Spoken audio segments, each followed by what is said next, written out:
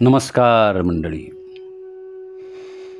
आषाढाचे दिवस आले की आपसुकच विठुरायाच्या भक्तांचे वारकऱ्यांचे पाय आळंदी देहू या गावाकडून ज्ञानोबा आणि तुकाराम बुवांची पालखी उचलून मुखात त्यांच्याच नावाचा गजर करत, हातात टाळ चिपळ्या एकतारी, डोक्यावर तुळशीचं रोपटं, तर कोणाच्या डोई विठ्ठल रुक्माईची मूर्ती, डोळ्यात निरागस भाव. कारण या सगळ्यांना त्या विठुरायाला भेटायची ओढ लागलेली असते, ती त्यांची आस असते. आणि मग काही अशी गर्दी ओसंडून वाहते की बस, सगळीकडे नामाचा गजर आणि आनंदाच्या डोही, आनंद तरंग. सारा परिसर आनंदमय होऊन जातो आणि यातून उठणारे तरंग विठू भेटीच्या जाणीवेने आनंदाच्या उमाळ्या द्यायला लागतात. दरवर्षी होणारा हा सुंदर प्रसंग पाहताना आपल्या अंगावर शहारे येतात. मी एक विचार केला की ही वारी म्हणजे काय आहे. वारी हा शब्दचा जर अर्थ पाहिला तर वारंवार येणं असा होतो.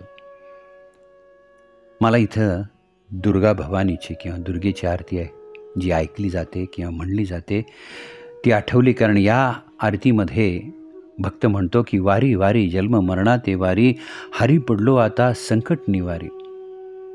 पण इथे मी वेगळ्या पद्धतीने विचार करण्याचा प्रयत्न करतो आहे.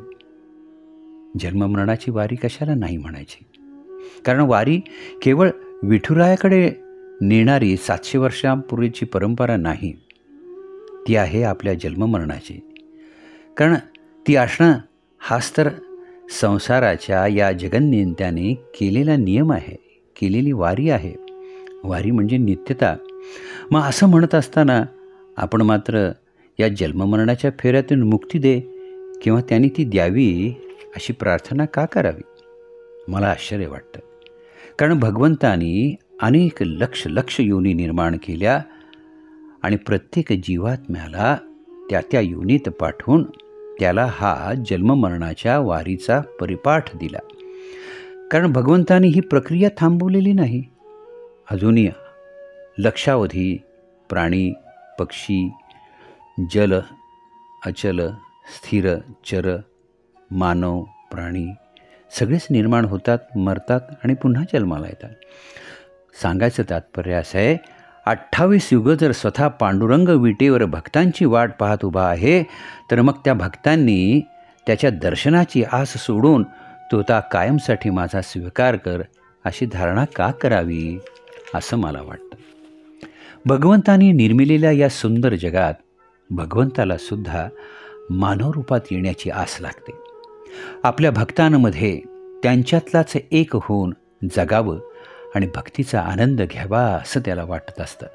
म्हणून तर त्याने स्वतःला अनेक जाती प्रजातींमध्ये संत रूपामध्ये संतांच्या देहामध्ये प्रवेश केला. आपल्या भारतभूमीला तर वरदान आहे. हा सेतू हिमालयापासून ते कन्याकुमारीपर्यंतच्या प्रत्येक प्रदेशामध्ये संतांच्या रूपाने तो वावरला.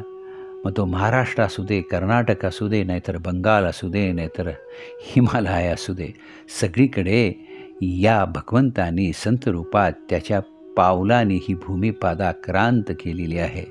संतांच्या रूपाने तो वावरला आहे आणि अजूनही त्याची ती हौस भागलेली नाही. जेथे भगवंत अशा प्रवासाला कंटाळत नाही, तर मग आपण का कंटाळावं. भगवंतानी त्याच्या प्रत्येक जन्मात अनेक संकट, त्रास, भोग, युद्ध, मृत्यू, विरह, प्रेम सगळ्याच संमिश्र भावनांचे अनुभव घेतले. मग आता एवढ्या समृद्ध तंत्रविज्ञानाने प्रगत असलेल्या याच्या काळामध्ये आजच्या मानवाला मात्र जन्ममरणाते वारी असं का म्हणावं असं वाटतं. मित्रांनो, सांगायचं तात्पर्य आहे, ही वारी केवळ अलंकापुरी ते पंढरपूर अशी नाही. ही वारी आहे आपल्या लक्ष योनीतून प्रवास केलेल्याची आठवण. भगवंता, तू पुन्हा पुन्हा मला जन्माला घाल. मला तुझं दर्शन घ्यायचं आहे, तुझ्या चरणाशी लीन व्हायचं आहे, शरणागती पत्करायची आहे. कारण भगवंता, या वारीनंच तर माझ्यातला अहंकार घालवला. मला ज्ञान दिलं, मला विवेक दिला, बुद्धी दिली, विचार दिला, सच्चित आनंदाचं स्वरूप कळण्याची जाणीव दिली. मला माझ्या स्वला ओळखण्याचं दान दिलं. आपण पाहतो या वारीमध्ये धर्मजात पंथ नाही, कारण ते मानव निर्मित आहेत. भगवंताकडे फक्त मानव ही एकच खूण आहे. मग म्हणून तर ज्ञानोबा माऊलींनी भगवंताकडे नेण्याची ही जी परंपरा सुरुवात केली, त्या परंपरेमध्ये जर माझ्या दर्शनाला यायचं असेल तर तू मानव म्हणून ये, हे सांगितलं, हे पटवलं. आणि म्हणूनच ही परंपरा चालू केलेली आहे. ही परंपरा आहे समतेची, करुणेची, प्रेमाची, स्वच्छतेची. ही स्वच्छता याच्यासाठी म्हणतं की इथं परिसर स्वच्छता अभिप्रेत नाही.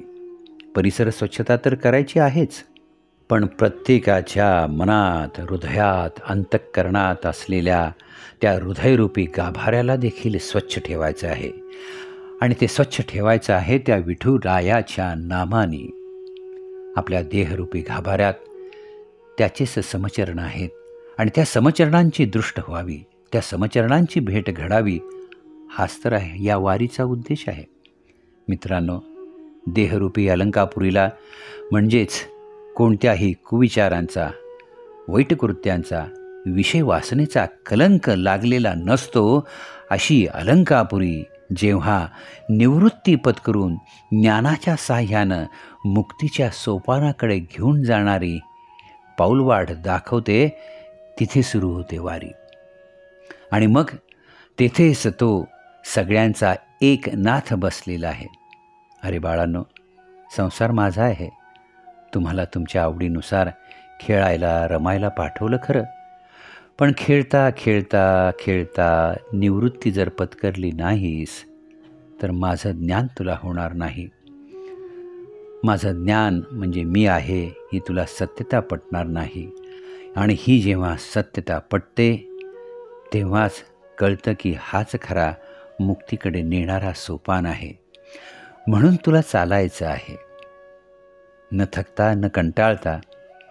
आणि तू एका नाथाला म्हणजे मला त्याशिवाय भेटणार नाही. अर्थात तुझ्यात स्वरूपाला तू जाणणार नाहीस. आणि जेव्हा तू हे जाणशील तेव्हाच तो नाथ तुझ्यात सामावलेला आहे हे तुला कळेल.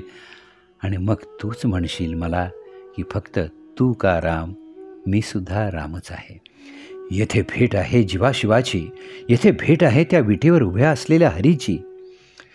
वर्षानुवर्ष केवळ परंपरा म्हणून चालत जाण्यापेक्षा आपण आपल्या अंतर्मनाची वारी केली तर रस्ता कितीही मोठा असू दे, अगदी 6 पदरी, कारण ह्या 6 पदरांच्या घाटात आपण न सापडता नामस्मरणाच्या पायवाटेने विठुरायाकडे जायला पावलं टाकूया. प्रत्येक पावलाच्या पदामध्ये तो त्याचं सुदर्शन घेऊन सप्तचक्रामध्ये असलेली गाठ सोडवेल, ती मोकळी करेल, वाट दाखवेल. आणि ती अमृतमय शक्ती तिला तो त्याच्या नामानीच कार्यान्वित करून आपल्या जीवाला, आपल्या जीवात असणाऱ्या शिवतत्वाची भेट घडवेल. कारण त्या शिवतत्वाच्या तिथेच आहे चंद्रभागा आणि तेथेच उभा आहे तो पांडुरंग ज्याच्या माथ्यावर शिव आहे. मित्रांनो, वारी ही हौसेने केलेला प्रवास नाही, ती एका अंतःप्रवासाची यात्रा आहे.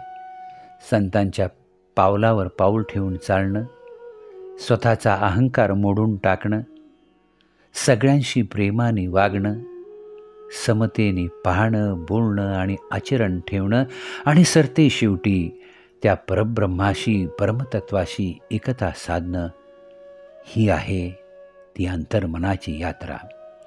आणि ते जर करायचं असेल तर केवळ मुखात त्याचं नाम घ्यावं लागतं, त्याचं स्मरण करावं लागतं. आणि मग त्यावेळेस कळतं की ही जन्ममरणाची वारी अवघड नाही, त्यात कष्ट नाहीत. आभाळात येणाऱ्या काळ्या पांढऱ्या ढगांसारखी सुखदुःखाची आवरणं किंवा ढग येतील, पण ते नामस्मरणाच्या वाऱ्याने विरून जातील. फक्त विरणार नाही आहे ते नाम आणि तो अनंत श्री हरी विठ्ठल तो कायम आहे, त्याचं नाम कायम आहे. म्हणून तर तुकारामबुवा असं म्हणतात की हे पंढरीराया आम्हा तू पुन्हा पुन्हा गर्भवासामध्ये घाल. आम्ही सुखाने तो गर्भवास सहन करू, कारण आम्हाला तुझी भक्ती करायची आहे, तुझी सेवा करायची आहे. आणि म्हणून तर ह्या वारीचा प्रस्ताव आहे. अनंत वर्ष ही वारी तशीच चालणार आहे, कारण वारी केल्याशिवाय तो भगवंत, तो विठ्ठल आपल्याला भेटणार नाही. म्हणून म्हणूया मित्रांनो मनापासून, पुंडलिक वरदा हरी विठ्ठल, श्री ज्ञानदेव तुकाराम, पंढरीनाथ भगवान की जय. जय श्रीराम, जय श्री स्वामी समर्थ.